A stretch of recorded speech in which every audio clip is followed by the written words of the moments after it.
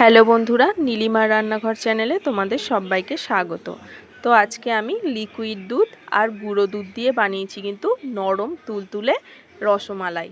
তো দেখো রসমালাইগুলো ফুলে কিন্তু অনেকটা বড় হয়েছে, আর এটা আরও কিছুক্ষণ থাকলে 2-3 ঘন্টার মতো থাকলে আরও ফুলে উঠবে। দুধটাও এর ভিতরে টেনে নেবে আর মিষ্টিটাও টেনে নেবে। তো ভালো লাগলে একটা লাইক করো আর আমার চ্যানেলটিকে সাবস্ক্রাইব করে রেখো, যাতে আরও নতুনত্ব ভিডিও তোমরা দেখতে পাও। তো চলো রসমালাইয়ের রেসিপিটা স্টার্ট করি। রসমালাই বানানোর জন্য আমি এখানে বড় চামচের 4 চা চামচের মতো গুঁড়ো দুধ নিয়ে নিচ্ছি। তারপর এখানে আমি হাফ চামচের থেকে একটু কম বেকিং পাউডার দিয়ে দিচ্ছি। এরপর এদিকে আমি একটা ডিম ফাটিয়ে নিচ্ছি।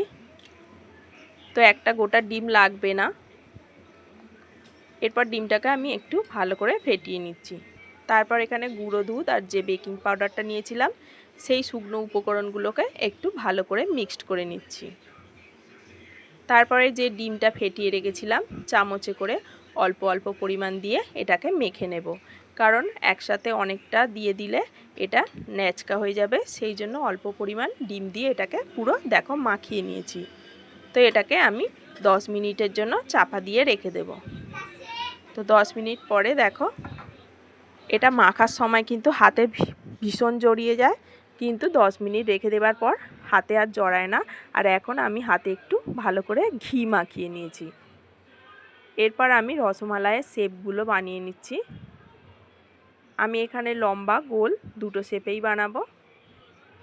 তো হাত দিয়ে কিন্তু এটাকে একদম পারফেক্ট করতে হবে, যেন এর মধ্যে কোনো ফাটা না থাকে, তাহলে কিন্তু রসমালাইগুলো ভেঙে যাবে। তো এখানে দেখো আমি এই রকম শেপে বানিয়ে নিয়েছি। তারপর আমি 1 লিটার লিকুইড দুধ নিয়েছিলাম, সেটাকে ফুটিয়ে আমি 500-র মতো করে নিয়েছি। তোমরা চাইলে এটাকে গুঁড়ো দুধেও করতে পারো, যেহেতু আমার কাছে এখন লিকুইড দুধ আছে সেই জন্য আমি এটা লিকুইড দুধ আর গুঁড়ো দুধ মিশিয়েই করব। এরপর আমি এখানে 3টে এলাচের একটু মুখটা ছিঁড়ে দিয়ে দিলাম। এরপর দুধটা একটু গরম হয়ে গেলে আমি একটা কাপের মধ্যে কিছুটা পরিমাণ দুধ তুলে নিলাম। তারপর আমি বড় চামচের এখানে 4 চা চামচের মতো চিনি দিয়ে দিচ্ছি। চিনিটা তোমরা কিন্তু তোমাদের স্বাদ বুঝে দেবে, মানে যে যেরকম মিষ্টি খাও বা মিষ্টি কম খাও সেটা বুঝে কিন্তু দেবে। তারপর চিনিটাকে আমি একটু ভালো করে দুধের সাথে গুলে নিলাম।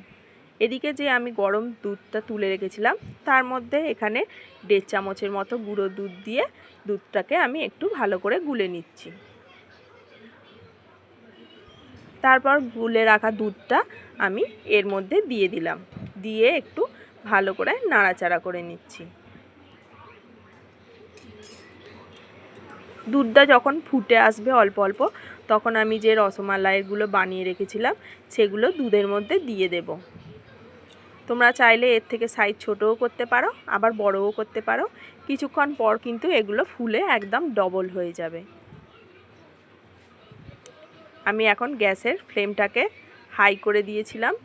তো দেখো রসমালাইগুলো একদম ফুলে কতটা বড় হয়ে গেছে।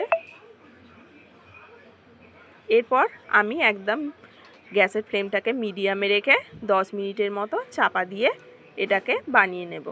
তো দেখো 10 মিনিট পরে আমি ঢাকাটা খুললাম, আর এইগুলো কিন্তু আরও বড় বড় হয়ে ফুলে উঠেছে। তারপর একটা বলে আমি এগুলোকে সাজিয়ে নিয়েছি। আমি এইগুলোকে কিন্তু ওপরে একটু স্যাফরন বা জাফরান আর পেস্তা দিয়ে সাজিয়ে নিয়েছি। তো তোমরা এই রেসিপিটা একবার হলেও ট্রাই করবে, এটা আমার রিকোয়েস্ট রইল। আর ভালো লাগলে আমার চ্যানেলটিকে সাবস্ক্রাইব করে রাখবে। তো আজ এই পর্যন্তই, পরে আবার কোনো নতুন ভিডিও নিয়ে হাজির হব।